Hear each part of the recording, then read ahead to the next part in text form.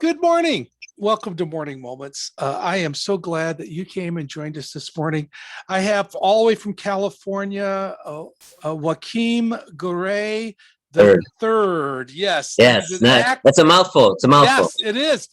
He's an actor, improv coach, entertainer.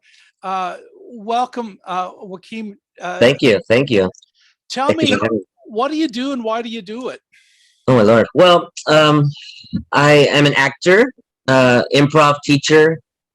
Also work in a restaurant, of course. Being a California actor, of course, I work in a restaurant. A lot of us do. Father and husband. Um, and I mean, just a bringer of laughter to people's lives, a moment of joy. At least I try to bring people a moment of joy. I think that's my gift, is making people laugh. And, in these days, today, we need it. So, It sure is nice to get a break from reality and get a break from all the doom and gloom that's going on. Just to laugh. It is truly a yeah, medicine, isn't it?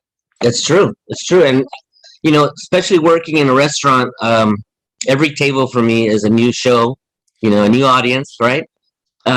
So not everyone likes to be entertained when they're eating. They want to just eat. But if they allow it, I will bring them a moment of laughter and make a connection with them. And it does make a difference because laughter is medicine, and if I can deliver that medicine to someone, maybe they're having a really bad day, maybe they lost someone, maybe somebody in their family's sick, um, you know, it helps you forget for a moment what's happening in your life, maybe when it's negative, and it's such a great thing to be able to bring that to people. You grew up in a home of comedians and Yes. comedy as well, right? Oh my gosh. Yes. Yes. My dad was a stand-up comedian, a singer, entertainer. It's a long, torrid story, but my dad was born 1911. Oh my. So that's I know right now in your mind. You're like, wait a minute, wait a minute, wait a minute. Well, he had me at 57, so that's why he could be my father, right? I mean, I have a sister who's 83 years old. Let's put it that way. So he grew up right at the end of vaudeville. He sang at a theater called the Fox Theater in San Francisco. As you know, the 20th Century Fox had theaters across the country. This was the grand old Fox Theater in San Francisco. He started there at 17, 1929, as a singer. In those days, between acts, they would have someone sing songs in the orchestra pit. And that's how they would sell sheet music, right? That was how they made their money, is by selling the sheet music. You take it home and you play it on your piano. This, before, and nobody had radios either. So that's how my dad started. But my dad had a natural gift for comedy. And he would throw comedy in. He would sing a song, make a joke, sing a couple more songs, make a joke. So that's where I think I got it. Growing up around him really rubbed off on me, I think. He was on a, he was on a very famous Disney movie too, I was reading, right? Yeah, actually, 1945, I think, this is where they did it. It was called the Three Caballeros, which is a Disney cartoon with a rooster, which was my father, Panchito, Donald Duck, and then a parrot named Jose Carioca.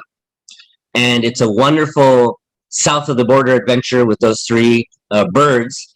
But my dad voiced and sang in that cartoon. So if you watch that cartoon on Disney Plus, you can hear his wonderful voice. He was a high tenor, so it was an amazing voice. And as a child, I was reading too that you were on one of the Herbie Herbie Goes Bananas. Herbie Goes Bananas. Herbie films. Yes. The original four. Yes, I was 1980. It was called Herbie Goes Bananas, and it starred along with me, Harvey Korman, as you know, the great Harvey Korman, Cloris Leachman, Alex Rocco, if you remember him from The Godfather, Richard Jekyll, which played a lot of bad, not bad, but Western villains, right? Who else was in that? Charlie Martin Smith, as you know him from American Graffiti and The Untouchables. He's also a great director. So my dad, my dad was tickled pink because I was working for Disney, so now his son is working for Disney, and just so happens that my daughter has also now worked for Disney. So it's three generations that have worked for Disney. Okay. Yes, so far. So Good. yeah. And when we talk about purpose and going back to that improv, the Yes. ability to just make something funny and family friendly at the spare of the moment, that's not easy to do, is it? No, it's not at all. When I first started back over 20 years ago at the place called the Groundlings, which is an amazing improv school in Hollywood, it's still there today. And some greats have gone through there and gone to SNL. Will Ferrell. I mean, the list is long and endless. But yeah, when I first started, it was hard for me to figure out. I just couldn't understand what to say or how to say it or which direction to go in. But once you learn the fundamentals, once you get the foundation of the rules of improv, the rest really is kind of easy. And it seems as an audience to be magical, that you give me a color, yellow, and then you make a scene about it. And the audience is like, wow, but there really is certain rules that you're following. Everyone is on stage, right? But that's what creates the magic, Yeah.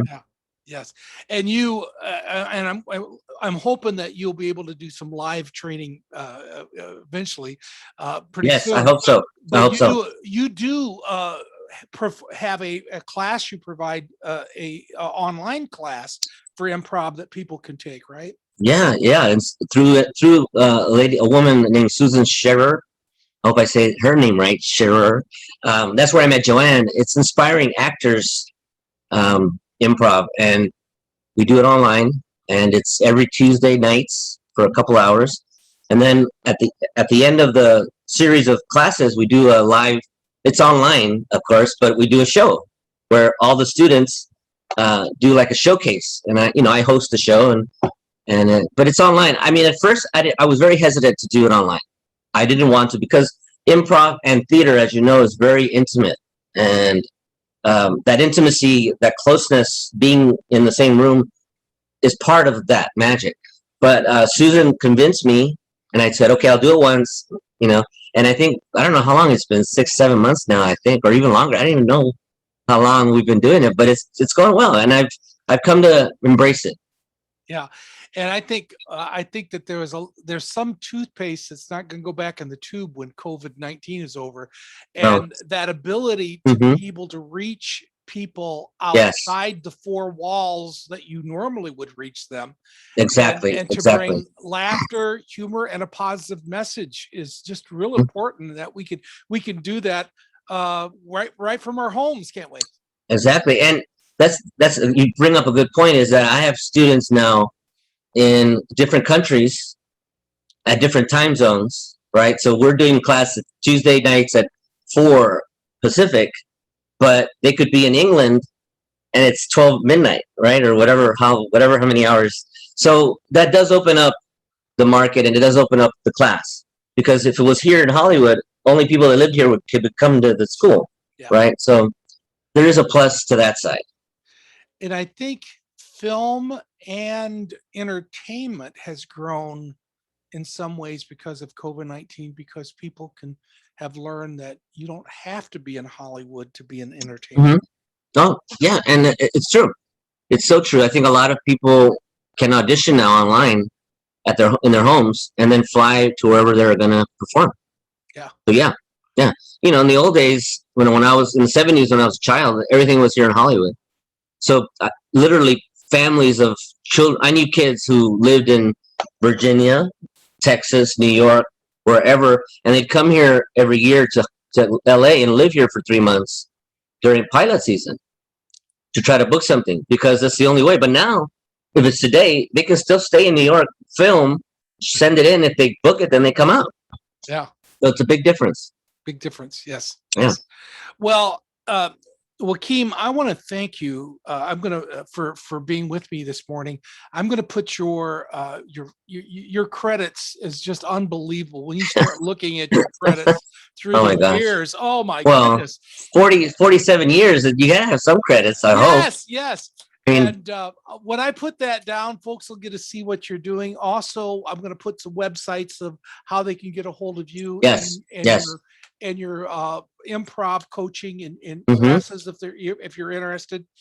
And we'll keep tabs of you. Hopefully, stay connected. Please do. But more important than any of that, people who are Mhm. listening today, I want you to be praying for Joaquin, that God would continue to let him shine with the gifts and talents that he's given him, and that he will pass that gift of laughter on to others, so that the next generation can also Yes, have that information that could bring such joy and laughter to our hearts.